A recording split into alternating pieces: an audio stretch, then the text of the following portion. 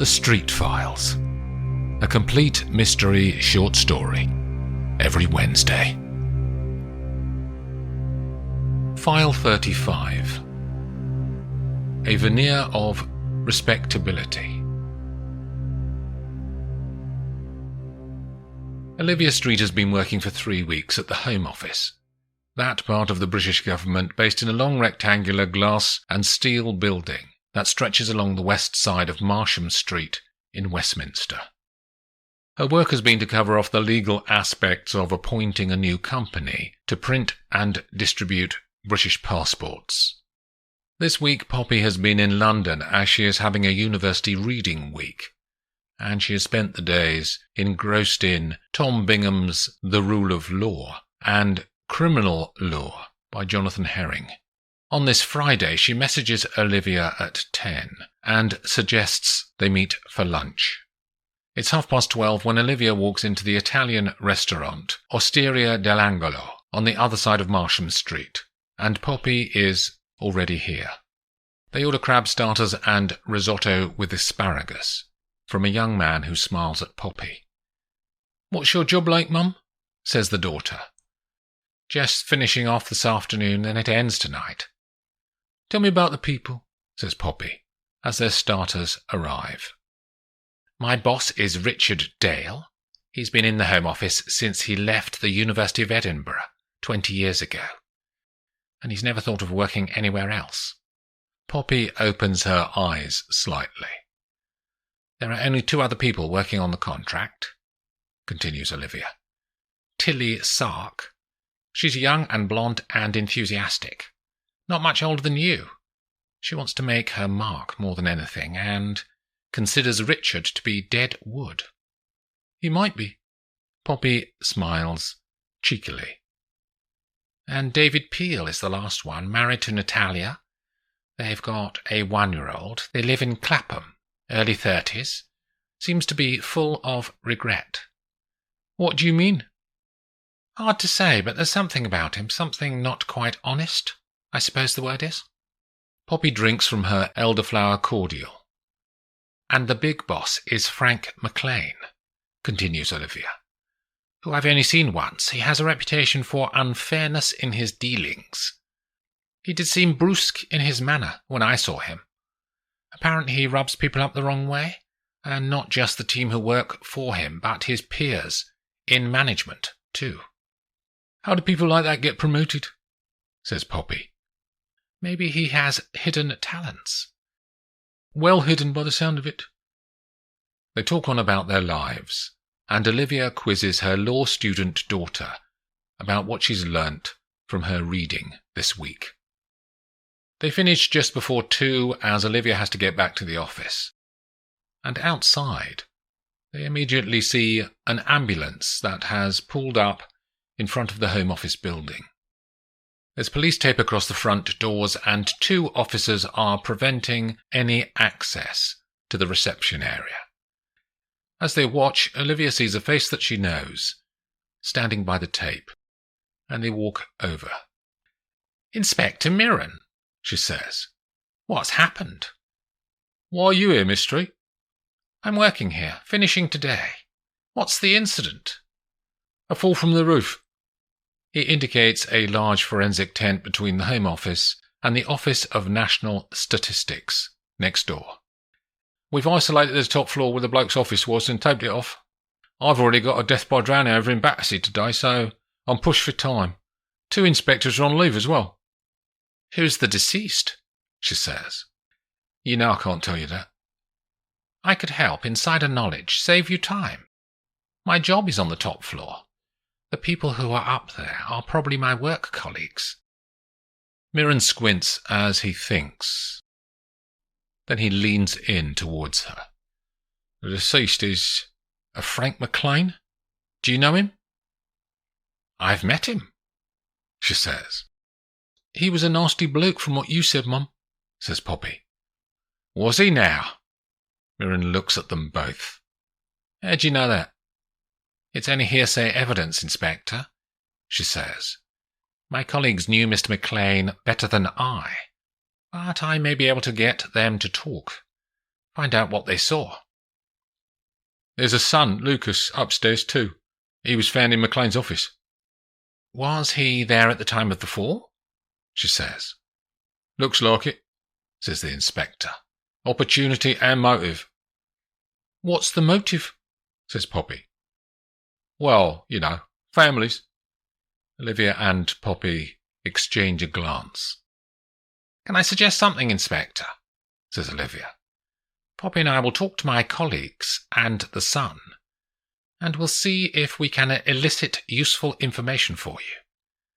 You go and sort your death by drowning, and by the time you return, we can report back to you. I'm bound by my professional code of conduct to report anything we find. She looks at him and waits. All right, yeah, go on. Can you get us through the police cordon? She says. Mirren talks to one of the constables on the door, and Olivia and Poppy dip under the tape, then go inside the building. They get a visitor badge for Poppy and take the lift to the top floor, where there is more police tape and another police officer. But Mirren has called him, and he lets the mother and daughter into the set of offices where Olivia has been working. Sitting at one of the vacant desks along the left-hand side is a dark-haired teenager. Olivia looks at Poppy. That must be the son. I'll sit in, but you talk to him. Tread lightly, as he will be grieving his father's death, whether he knows it or not. They walk over to the boy, and Poppy sits near him, and Olivia takes a seat 10 feet away. Hey, says Poppy. I'm Poppy. Are you Lucas? He looks at her and nods his head, but hardly at all. Sorry about your dad, she says, and Lucas breathes out through his nose. Are you okay if I ask you some stuff? We can do it later if you like. It's fine, he says. Were you here when your dad fell? Yes. Where? Out here? No, in his office. We were talking. He got angry. About what? Me. What annoyed him? She says. I always seem to annoy him. He was opening the window further and going on about something or other. The window was open already, was it? He always had it open. There's a safety latch, but he used to take it off to get more air in, he said. Just before he fell, what was happening? He was standing there. He leant out to open the window further and slipped on the floor. He had business shoes with shiny soles. They had no grip. Once he'd started, he just went out. What did you do? I watched him falling, and I was thinking that I'm an orphan now. Oh, your mum's dead too, is she? She was killed. How did that happen? Says Poppy. She had an affair, was driving back home on a rainy evening to our house. The car skidded and rolled. How long ago was that? 3 years. You've got other family, though? Says Poppy. No, we're on our own now. We? She says. Me and Tilly. He nods up in the direction of the blonde woman in the office, and Poppy looks over at her. She's your girlfriend. Why'd you say it like that? Out of my league, you thinking? No, Lucas, I just didn't know you two were together.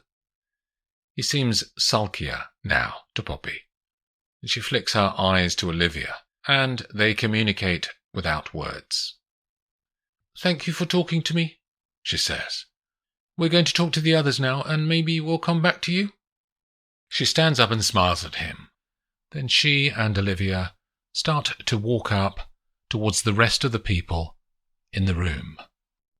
I'll talk to Richard Dale, the manager, says Olivia. We'll go into a meeting room. You stay out here, and we'll both interview Tilly next. Olivia asks Richard if he'll come and chat. They go into a glass-sided meeting room next to Frank's office, and they sit at a table for 6, placed dead centre of the space. Richard, the police have asked me to conduct interviews with the team about Frank. and report back to them. I know the inspector and we've worked together before. Okay. What was your relationship like with Frank? Good. Professional. You were friends, I believe. Is that right? Olivia watches the man's face. We played golf at the weekends. We lived near each other in Sunbury. He liked the horses too, and we used to go to the Kempton Park racecourse with our wives sometimes. It's just down the road. You knew his late wife? She says. Very well. She was lovely. I miss her. Olivia's curiosity is piqued. How well did you know her? Were you and her close? He nods in silence, realizing that he might have said too much. This is all confidential, Richard. Were you her lover when she died? 3 years ago? She knows the answer despite his silence. She was driving back from your house, was she? When the accident happened? Olivia knows this is sensitive for him, but the best evidence often emerges from the most delicate topics. It was a tragedy. His voice has changed, she notes. Now, Richard's polite office veneer has been stripped away. You loved her, didn't you? He turns his eyes to look at the sky outside the window. Are you still married? She says. He looks back at her. Yes. And she never knew? No. Olivia waits a few seconds to create a time block before changing the focus of the interview. Let's talk about today. Tell me about the time leading up to Frank's fall, she says. Where were you? At my desk, as per usual. Could you hear Frank in his office with his son Lucas just before the fall? Lucas wasn't there then. Olivia's mind replans her question strategy. Tell me in your own words then about the sequence of events. You'd gone to lunch, you said you'd be back by 2, and that we could go over the last few legal issues that you'd sorted out. Olivia smiles in agreement. Reception called 10 minutes later maybe to say Lucas was downstairs, so Tilly went down to get him. She's good with people, and he was the boss's son, so needed treating with kid gloves. Do you feel that Frank was sensitive about his son? Definitely, says Richard. I used to mention children sometimes when we were going round the golf course. He always changed the subject. Do you know that Tilly is Lucas's girlfriend? Richard can't think what to say at first. Tilly, he says, after 5 seconds. And Olivia opens her eyes and makes the merest nod. She can see that his mind is spinning fast. That does explain it, he says. Explain what? He breathes deeply in and out, and he seems reluctant to talk about this subject. It could be important, Richard. A man has died. He looks directly at her now. Something Tilly said a few months ago. Olivia waits to let his brain produce the words at his own pace. We were all in the office just talking about Frank and how he was never going to leave, and it was blocking us all from promotion. Tilly said she'd never accept that, and that she had a plan to change it all. Why would Frank not get any higher? Says Olivia. Up to Frank's level, you get on by being good at your job. But to go further than that, you need to be good with people, which he wasn't. Were you worried about not getting promotion? I'm happy where I am. Someone has to be, don't they? Everyone has their natural level, their place in the hierarchy, where they add the most value. We can't all be the king. Did Tilly say any more about her plan? He shakes his head. Getting back to the events of today, Lucas came up and went in to see his dad? Yeah, and they argued then. We could all hear it, but Lucas stormed out and went and sat right at the far end. He was on his phone waiting for something, but I don't know what. But that argument was not just before the fall? No, that was when David was with him, says Richard. David was in the room then? Yes. All right, thank you. We'll get David's input too, she says. Richard goes back to his desk and Olivia updates Poppy quietly on what Richard had said. Then they ask Tilly for a chat, and the woman suggests that they go outside and get chai lattes to get away from the morbid atmosphere of the room. The three of them drop down in the lift and walk along Marsham Street until they find a coffee shop. There's a small rectangular garden on the opposite side of the road, so they go in there, and they stand in a circle. Olivia can see that Tilly's eyes are full of energy. "How well did you know Frank?" she says. "Not at all. I'd seen him in the office, but he'd never spoken to me. You've seen what he was like when you've been working here?" "There was a conversation in the office at some stage in the past, which the others have mentioned. It was before I was here. You were all talking about Frank blocking promotions due to him never moving on from his job, and that you said that you had a plan to address that. What was your plan?" "Push him out of the window, you mean?" She looks unblinking at Olivia, then breaks into a smile. "I wasn't going to kill him, if that's what you're getting at."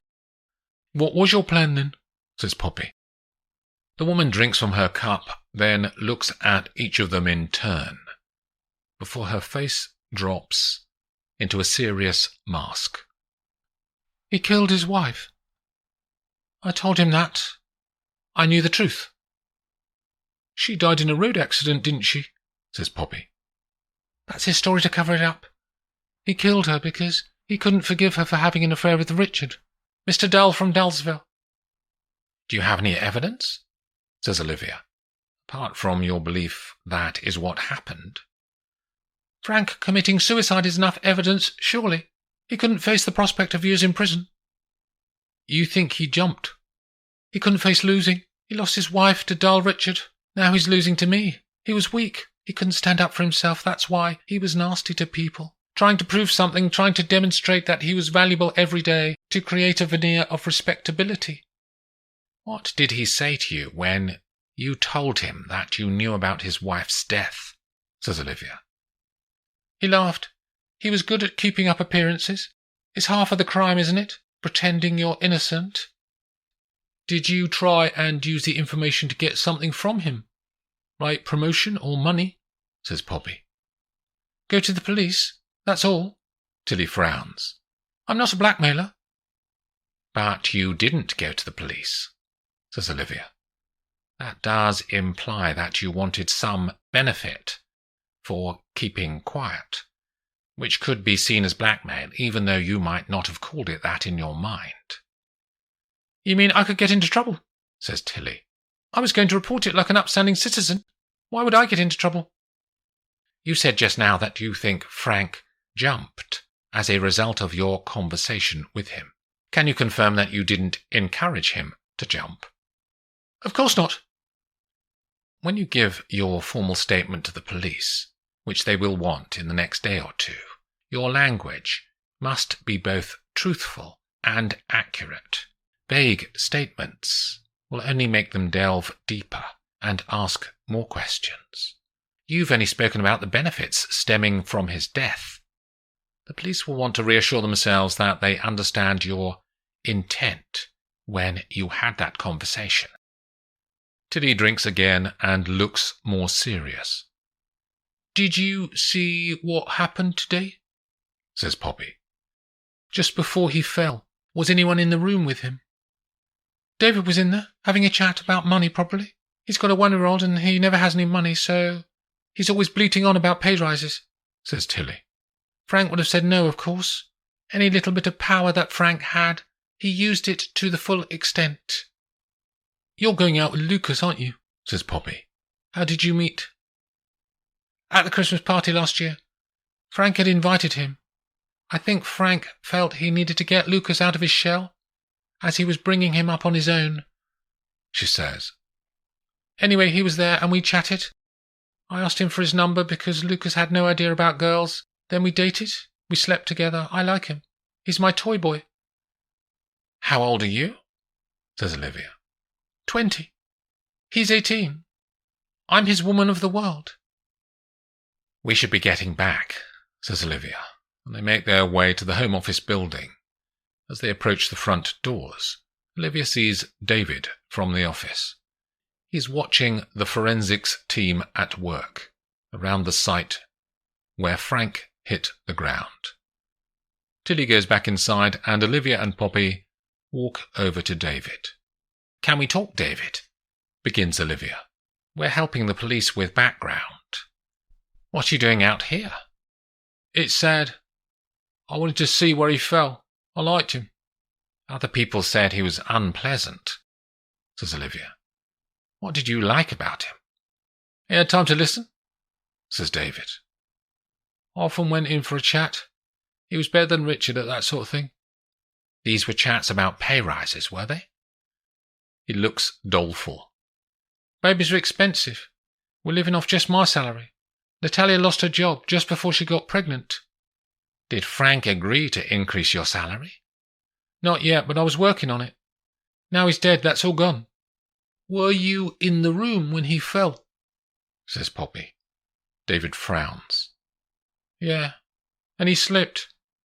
He was opening the window." "Where were you?" says Olivia.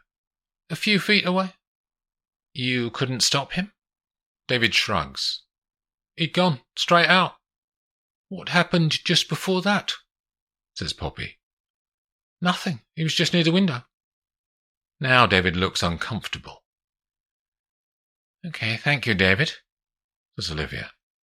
They walk away. They find a bench to sit on in the land around the Home Office. "You'll notice something, Poppy," begins Olivia, "that we have multiple witness statements that do not agree." "Yeah, I'm confused. They can't all be right," says Poppy. "You often get multiple witness versions of the same event. That's not uncommon. 10 people all seeing one road accident, for instance, will highlight different aspects of what happened, depending on their views, their interests, and their predispositions. That's normal. But what we have here is not that. What we have here is a contrivance, a created set of statements that appear all to be innocuous. All appear to be possible, but they all can't be possible." "So someone's lying," says Poppy. "You know who I think it is? Richard. From what you told me about his interview, I think he killed his lover because she wouldn't leave Frank. Then Richard killed Frank in revenge. The quiet types are always the killers, aren't they?" "That is possible," says Olivia. "We have 4 witnesses: Richard, Tilly, David, and Lucas. All were in Frank's office talking to him at some stage, so all had opportunity. But thinking about motive, only David said that he was in the office at the time of the fall. The problem with that is that David has no strong motive to kill Frank. The opposite, in fact. He wanted Frank alive, to get a pay rise from him." "What about the star-crossed lovers, Tilly and Lucas?" says Poppy. "He lost his mother, and now his father. Do you remember his words about watching his father fall?" "That he was an orphan now." "He doesn't seem upset," says Poppy. "He's in shock, of course. Tilly's even more mercenary," says Poppy. "Out for herself." "There's one key question that we've not answered," says Olivia. Poppy looks at her. How did Tilly know about the death of Frank's wife? Poppy screws up her eyebrows. "Let's go and ask her." As they walk back inside, Inspector Mirren is arriving back too. "How was your death by drowning?" says Olivia. "It's just an accident," he says. "Wet shoes, foot slipped." On the way up in the lift, Olivia and Poppy brief him on what they've found from their conversations, and Mirren agrees that they can all interview Tilly to clear up the question that has still to be answered. "Miss Sark, he begins, when they're all sitting in the meeting room. My colleagues here have talked to you, and you mentioned that you were planning on going to the police to report a crime from 3 years ago, namely the death of Mrs. Susan McLean. I was. Your accusation was that Frank McLean killed his wife. Yes. How'd you know? What? How'd you know he killed her? Tilly is silent. May I say something, Inspector? Yeah, of course. Tilly, when people fabricate stories, often they create a very strong central thread of the fiction, but fail to fill in all of the details and the minor events or questions that could come up. Your silence just now indicates that you had not thought of an answer to that question. We, as detectives, know that your silence means that your testimony is false, that you've invented at least some of it. Your best option now is to help us by telling what you know. If you know of or have been involved in a crime of some sort, a judge would take into account your cooperation when sentencing. Tilly looks at them. You weren't Lucas's girlfriend 3 years ago, so anything you know about the death of his mum must have come from him or his dad. I think Lucas has told you that it wasn't an accident and that his mum was killed. Is that right?